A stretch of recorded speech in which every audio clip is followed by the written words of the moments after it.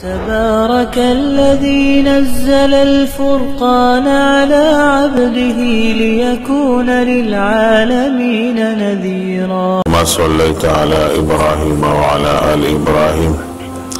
إنك حميد مجيد. اللهم بارك على محمد وعلى آل محمد كما باركت على إبراهيم وعلى آل إبراهيم إنك حميد مجيد. نبی کریم صلی اللہ علیہ وسلم دا مکی معظمی تراتلل عمرہ ادا کول. دا عمر نفس نبی صلی اللہ علیہ وسلم پا مکہ معظمہ کی پاتی کی دلو و مکہ معظمہ دا نبی علیہ السلام خپل کلی دا دلتا پیدا شوی و لو شوی دیار لسکال د نبوت کار دلته کړو خو به دې وطن نه هجرت وکړلو او مکه معظمه خار پرې خودلو. نبی علیہ الصلوۃ والسلام به حرم ته زیات تور نه راتللو با د حرم نه بهر د صفات طرف ته په لوړ ځای باندې نبی علیہ الصلوۃ والسلام له خیمه ولګول شولا. نبی علیہ السلام په هغه کې پاتې کېدلو یو سورځي ځکه دا نهمه ورځ پورې اته ورځې دا سفر شو او نهمه ورځ باندې بیا نبی علیہ السلام عمره ادا کړو چې د مکې نه مدینې نه راوتل او بیا تقریبا یو ورځ دوه ورځې پاتې وې چې خلک بیا وتل مینا ته. نبی علیہ الصلوۃ والسلام دلته سفرانه مزمه کولو یعنې په مکه معظمه کې نبی علیہ السلام به سفرانه مز کولو او دا غي وجه دا و چې دا نبی علیہ السلام خپل کلی خپل وطن خدای پرې خو دیو دلته نه کور نه جیداد اسم نو پاتې او مستقل د مکه معظمه نه چې دې تلو دا انصار سره وعدم کړي و چې دا په مدینه کې پاتې کېږم او په مدینه کې به ما قبر هم وي. د دې وجه نه دا خپل وطن هغه شانتي نو پاتې شوی وطن نبی علیہ السلام بدل ته سفرانه مسکولو دا او دا یو مسله ده چې کوم خلکو یو خپل کلی وي هلته کور دی ځمکه ده خپلوانې دي او بل ښار ته راغلی دی بل ځای کې د نوکرۍ په لحاظ سره کاروبار یا بل څه لحاظ سره اوسېږي زیات طول په هغه مسافرۍ کې پاتې کېږي خو چې خپل کلي ته خپل وطن ته لاړ شي هلته پټی دی پولی ده کور دی او پاتې کېږي نو هلته به دی پوره مونځ کوي ته وطن اصلي وایي او دې ته وطن اقامت وایي. کم سړی به پېښور کې پاتې کېږي بل کلی بهر دی چېرته دې ته وطن اقامت وایي هغې ته وطن اصلي وایي. په دواړو کې به پوره مونځ کوي په لاره کې به سفرانه کوي او که چېرې فرض که دا پېښور کې مستقل اراده نشته بس ځي راځي نو بس بیا خو به دلته سفرانه مونځ کوي. نبی علیہ الصلوۃ والسلام دا وطن اصلی و خدای پرېښودی و مدینې هم وطن اقامت و هم به وطن اصلي شوی و. د دې وجې نبی علیہ السلام به په مکه معظمه کې سفرانه مونځ کولو. بیا نبی علیہ الصلوۃ والسلام چې راغی نو دلته ډېر طوافونه نه کول. نبی علیہ السلام دغه اول طواف قدوم کړی و دا واجب طواف دی. بے طواف زیارت کړو فرضی طواف د حج او دریم طواف رخصتۍ کړو وداع. دا درې طوافونه نبی علیہ السلام چې یو واجب دی یو فرض دی دو واجب دی. نبی علیہ السلام عام طوافونه لبدي چت ځای نه راښکته کېدلو به دا یو حکمت دا و چې نبی علیہ السلام که فرض که طواف کولی که د نبی علیہ السلام سره خو لکونه خلک راغلي که لکونه و زرګه و خامخا و او د بهر نه خلک را روان چې نبی علیہ السلام حج کوي د هغه په قیادت کې به حج کو د بهر نه خلک را روان و عمرې کولې. اوس که نبی علیہ السلام ښکته کېږي او طواف کوي خو دا ټول صحابه پې ورپسې کېږي بیا نوي راتلونکو خلکو ته به ازدحام وي رش به مشکل به ورته. د دې وجې نبی علیہ الصلوۃ والسلام طواف ته بیا طوافونه نه دي کړي په نفلي طوافونو کې باندې امت ته ترغیب ورکړی دی چې په یو قدم باندې ته په طواف کې سا گناہ ختمی اجر دی بڑاوی مسلمانی چوتی اور سرا و نبی علیہ السلام پا خپل ذکر نکول حکمت داو چې کوم خلک بهر نه راځي هغه به خو طواف نشي کولی او د حرم په هغه وخت کې غټ ځای نه دا تنګ ځای وړوکی ځای و دا ورش په پکې جوړېدلو دې وجې نبي علیه السلام به نفلي طوافونه نه دی راکوز شوی بیا نبي علیه السلام بیا اتم د ذوالحجې چې کله راغله په اتم د ذوالحجې باندې نبي علیه السلام مینا ته روان شولو مینا ته چې کله تللو نو سهار بیا غسل کړی دی غسل احرام یې مخکې نه و نبي علیه السلام خپل احرام نو ختم کړی دی که دا حج قران د نبي علیه السلام نور صحابو غسلونه کړي دي احرامونه تړلي دي نبي علیه السلام د خیمې نه روان شولو او مینا طرف ته روان شولو ځینې حاجیان صاحبان هلته کوي داسې چې هغوی اول راشي و بیت الله شریف کې طواف کوي بیا روانېږي خو د نبي علیه السلام تلل چې دی د خیمې نه ډایرکټ شوي مینا ته د مکې معظمې بیت الله شریف نه تلل خو د طواف یې نه دی کړی دلته یې لمونځ کړی چې وځمه بس د خیمې نه راووتو احرام یې مخکې نه و او نبي علیه السلام روان شو او تلبیې بیا خلکو ویلې په لاره باندې او مینا ته بیا ورسېدل نبي صلی الله علیه وسلم په مینا کې بیا پاتې شوی دی په دقه موقع باندې نبي علیه السلام 5 لمونځونه بیا په مینا کې کړي دي دا یې هم قصر کړی دی مسافرانه لمونځ نبي علیه السلام په مینا کې کړی دی قصر لمونځ ته ویلی شي او 5 لمونځونه کړي دي په مینا کې ماسپښین لمونځ هم هلته کړی دی بیا د مازدیګر لمونځ هم کړی دی ماښام هم کړی ماسخوتن هم کړی دی او سبا ماسپښین هم بیا کړی دی لمونځ کړی دی سهار لمونځ یې کړی ماسپښین نه سهار لمونځ بیا کړی دی او بیا نبي علیه السلام د مینا نه بیا عرفات ته روان شوی دی نبی صلی الله علیه وسلم د مینا کې د مسلمانانو لپاره پاتې کېدل چې دی دا واجب ګرځولي دي چې مسلمانانو به په مینا کې پاتې کېږي به د مینا خاص حدود دي چې هغې کې مسلمانان حاجیان صاحبان پاتې کېږي او دا د هغوی د حج یو اهمه حصه ده که کم خلک په بیت الله شریف کې شپه وکړه پاتې شولو یا بل ځای پاتې شولو نو یو اهم حکم د ده نه فوت شولو حج به کېږي یو اهم ترتیب د نه پاتې شولو کله به پې دم راځي کله به دم پې نه راځي خو ثواب کې به کموالی راځي نو نبي علیه السلام چې دی په مینا کې بیا 5 لمونځونه کړي دي او نبي علیه السلام په وخت باندې مسلمانانو ته په دې کې ترغیب ورکړو احکامات به بیانول او خلکو به کتلو نبي علیه السلام چې نبي علیه السلام په کومه طریقه حج کوي څنګه لمونځ کوي څنګه ترتیب یې دی او نبي علیه السلام به ښکاره کول دغلته مسجد خیف ورته وایي اوس هم په مینا کې شته دی نبي علیه السلام په هغې کې 5 لمونځونه کړي دي مسجد خیف مسلمانان به هم راتللو دا ډېر پخوانی مسجد دی اوس هم چې آباد دی تقریبا اکثریتو پیغمبرانو په دې کې لمونځ کړی دی او نبی صلی الله علیه وسلم په خپله هم په دې مسجد خیف کې لمونځ کړی دی او بیا نبی علیه السلام سهار لمونځ چې بیا وکړلو او نبی علیه السلام داسې د اشراق د ټیم نه پس چې دی بیا نبی صلی الله علیه وسلم بیا عرفات ته روان شوی دی دا ټول احکامات چې څومره دي د عرفات دی مینا ده مزدلفه ده دا کلا و خالی میدانونه دي اوس هم اقشان خړ غرونه دي او دومره دي چې هغې حکومت پکې خیمې لګولې په مینا په مزدلفه کې چې حاجیان صاحبان پاتې کېږي سهولتونه ورته وي نو عرفات هم دقه شان هغه شان خوشی میدان دی ونې پکې لګول دي رولونه پکې جوړ کړي دي نبی صلی الله علیه وسلم په دې شپو کې به ډېرې زیاتې دعاګانې کولې به الله تعالی ته به التجا کوله او ډېر خاص روحانیت د نبی صلی الله علیه وسلم په دې موقع باندې او د نبی صلی الله علیه وسلم د دې مخ مبارک نه به یو خاص خدمه داسې پاک غوندې به سم راوتلو د الله د رسول دا مخ مبارک نبی علیه السلام ډېر خوبصورت او ښایسته و د الله تعالی ډېر لوی نورانیت هغه په دې مخ مبارک کې چهره مبارک کې خول او خلک به راتلل او ډېر ښه احترام سره او ادب سره به خبرې کولې د نبی صلی الله علیه وسلم خلکو خدمت هم به کولو د نبی صلی الله علیه وسلم چې عرفات ته تللی دی نو په عرفات کې اوس هم مسجد نمره ورته ویلی شي غټ مسجد دی چې په کوم ځای کې خیمه لګولې وه دا خیمه دا د عرفات ته حدودونه بهر ځای دی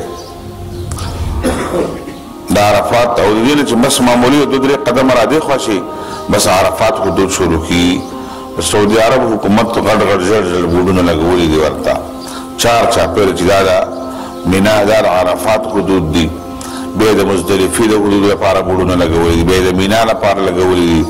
چې کوم خلک هلته څه نه څه پوهېږي نو په هغه بورډونو باندې خپل کار چلی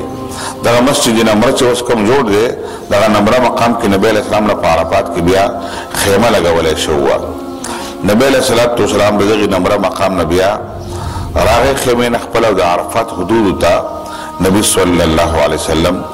بیا راغو چې کومې جبل نور ورته ویلی شي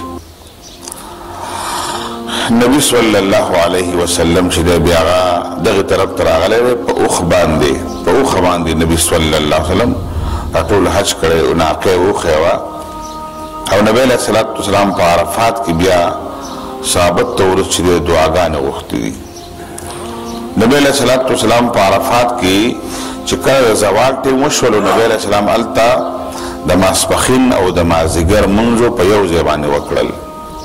دې ته جمع بین الصلاتین ویلی شي په عرفات کې چې کله زوال وشولو اول نبی علیه السلام اذان وشولو د ماسپښین 2 رکعته لمونځ یې وکړلو او بیا یې بل اقامت وکړلو او بیا د مازدیګر لمونځ یې فوراً پسې وکړلو او دې ته جمع تقدیم وایي د مازدیګر لمونځ یې ماسپښین خواله راوړلو نبی صلی الله علیه وسلم ولې دومره فوراً لمونځ وکړلو مازدیګر خو نبی علیه السلام چېرته نه ځي به مازدیګر به هم دلته وي د نور د ډوبېدلو نه پس به نبی علیه السلام روانېږي لکه ځینې وخت خلک وو چې د نبی علیه السلام ډېره جلتي به وه او مزدلفې ته رسېدل مزدلفې ته خو که د شپې یو نیمه شپه لاړو که نیمه ماسخوتن ورسېدلو څه خبره نشته دومره لرې ځای هم نه دی مزدلفه نبی صلی الله علیه وسلم په عرفات کې هلته 2 رکعاته لمونځ کړی او جمع بین الصلاتین یې کړې ده زموږ د وطن د خلک د پښتانه ډېر زورور خلک یو او موږ داسې خپل طبیعت کو خپل مزاج هلته کوو هلته خلکو 4 رکعاته لمونځ کوي وایي نبی علیه السلام د مدینې نه مسافر راغلی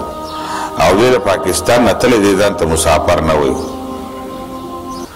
نبی علیه السلام 4.5 کیلومتر فاصله باندې راغلی او د په سوونو په زرګاو کیلومتر کراس کړي دی بیا د مسافر نه پته نه لګي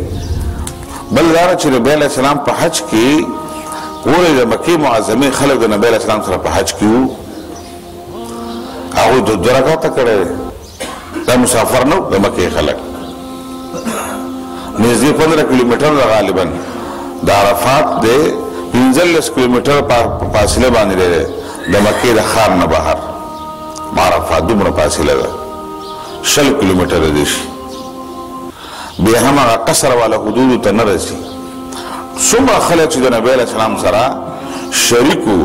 په عرفات کې ټولو قصر کړی مسافرانه لمونځ یې کړی دی او د ماسپښین سره د مازدیګر لمونځ کړی دی د مکې خلکو داسې ونه ویلو چې یاره موږ د دې باشندګان یو موږ خو بس مازدیګر به په قلاره کوو هلته د حاجیانو صاحبانو غریبانو ورته ووایو چې چا اوري نه وایي جی موږ خو خپله مو دلته څه کوئ ناست به یو نو مازدیګر به وروسته وکړو که نه زموږ په ذهن کې دا خبر هلته نه وي چې زما له په حج به کومه د نبي صلی الله علیه وسلم په طریقه باندې وګوره د الله پاک طرف نه عبادات مقرر شوي دي خو ترتیب د عباداتو نبی صلی الله علیه وسلم ښودی دی په هر عبادت کې د نبی علیه السلام ترتیب لازم دی موږ کنه د نبی علیه السلام په طریقه به ژوند تېرو طریقې نه دغه ترتیب مراد دی په عرفات کې خلک نه کوي موږ د پښتانه خلک مازدیګر لمونځ مازدیګر کې کوي زموږ بس تعدیق خو نشته دی هلکه دا تعدیق خبره نه ده د نبي صلی الله علیه وسلم د سنت طریقې خبره طریقه ترتیب خبره ده د نبی علیه السلام په ترتیب لمونځ وکړه هسې که څوک د جمعې په ورځ باندې 4 رکعاته لمونځ کوي هلکه موږ خو چېرته ځو نه په هغه کلي کې ښه په قلاره ناست یو 2 رکعاته نه کوو 4 رکعاته یې کوو لمونځ کوي نه یا چا نه جمع لاړ چې 4 رکعاته کولی شي ځان نه لمونځ کوي ماسپښین د جمعې په ورځ او که امامت کوي نو 4 به نه کوي 2 به کوي د جمعې لمونځ 2 رکعاته دی که نه په عرفات کې دقه شان د ماسپښین او د مازدیګر لمونځ 2 رکعاته دی خو نبی علیه السلام کړي دي موږ دې پکې نور خبرې نه کوو خو موږ داسې کله کله خپل عقل جنګو په دې کې چې نه د دې چلو د دې چلو خپل خبرې ځان سره کې خودل پکار دي خمردار د مخ ساړی که منی او که نه منی ماسپښین وخت داخل شو 2 رکعاته مونځ وکړه ماسپښین اذان وکړه بیا پسې 2 رکعاته اقامت وکړو جمع باندې کول پکار دي که په جمع څوک نه کوي هم به قصر کوي او ماسپښین مازدیګر مونځ سره وکړه دا ولې نبی علیه السلام دا 2 مونځونه په یو ځای وکړل لکه څه چلو دا عرفات نه دی دا د دې دا وختونو د زوال نه پس شروع شي بیا تر نور ډوبېدلو پورې په دا عرفات کې دعاګانې قبلېږي دا د مغفرت ځای دی دا د درخواستونو د قبلېدلو ځای دی نو چې انسان ته ډېر وخت میلاو شي حاجي ته او حاجي په دې کې دعاګانې وغواړي ذکرونه وکړي تسبیحات ووایي او چې کوم ګناه ورته یادېږي چې توبه وباسي که چا ورته ویلي ما نه دعا وغواړه دی به تر نور ډوبېدلو پورې په عرفات کې دعاګانې غواړي به د دې وجې نه ولې دا مونځ را مخکې کړی دی چې مونځ به ته مخکې وکړه نور عباداتو ته تکړه شه او دعاګانې غواړه ذکر کوه جاړه الله پاک ته دا د مغفرت او د بخښنې ورځ ده دې ته رکن اعظم وایي د حج کې د عرفات چې دا په غټو په فرضو کې غټ فرض دي دا که څوک عرفات ته راغلی نو حج به نه کېږي خو هلته داسې کېږي چې یو خلکو څلور رکعاته کوي زموږ دا پښتانه ماسپښین کوي مازدیګر کوي خلک د چا نه مني موږ چې نبی علیه السلام څنګه کړي هغه شان به کوو وایي زموږ په مذهب کې نشته موږ ستا مذهب څنګه دی لکه ستاسو مذهب دی زموږ مذهب خو د پیغمبر علیه السلام دی امام ابو حنیفه هم چېرته نه دي ویلي چې دا 2 رکعاته په یو ځای 4 رکعاته به کوئ په یو ځای باندې پکې زموږ فقه کې هم نشته دی بیا چې حاجیان صاحبان هلته ډېر خوراکونه راځي دا کنټینري ولاړې دا شومبې تقسیموي او ماسک تقسیموي او چرګان او غوښې او پیپسیان او بوتل او دونه چترۍ او بیا زموږ خلک ورته ولاړ او څادرې ډکو بیا خیمې ته ورته ولګو بس پسې دا خوراک کوه پسې جوس کوه پسې پیپسي څښه او سم خوراکونه خلک وکړي بیا داسې ماسپښین لمونځ ته بیا ډډې نه لګي بیا ډډې په ډډې کېږي بیا باتروم ته روان خوبونه وله ورځي دعاګانې ترې پاتې شي جړه وله بیا چېرته ورځي خوب وله ورځي دومره خوراک یې کړی بیا پرې خوب غالب شوی وي دعاګانې ورسه بې پاتې شي او بیا باتروم ته ولاړي د باتروم نه فارغېږي بس دونه پرېوځي به خلکو ته ویله که صاحب خلک را روانېږي مزدلفې ته حاجي صاحب لاړل عرفات کې نه وجړل نه دعا وکړله نه د پیغمبر په طریقه ناسته وکړله بس او روحانیت ته خلکو پاتې شي روحاني چې ته ویلی شي روحانیت یو خاص کیفیت چې په انسان باندې هلته په عرفات کې راشي دا زموږ د خلکو ونه کړلی شي بهرحال چې کوم خلک ځي حج ته الله پاک زموږ ټول مقدسو مقاماتو ته بوتللی کي دغه ځای کې د نبی علیه السلام د سنتو خیال ساتل پکار دی مذهب دې ته نه دی چېړل پکار او دویمه دا ده چې خوراکونو نه مې اجتناب پکار دی دا خیراتونه او زکاتونه دا موږ نه دی خوړل پکار ما باجیانو ته ویل دا مه خورئ دا کنټینر تاسو ولې خورئ یو ګیلاس اوبه رانده راوالی بوتل اوبه راواله او بس یو دانه فروټ وخوره مڼه وخوره بس ثابت ورځ وږی اوسېږه دلته باتروم ضرورت په دومره راځي خوب به نه درځي او حق مستعد به عبادات به وکړي وبه ژاړي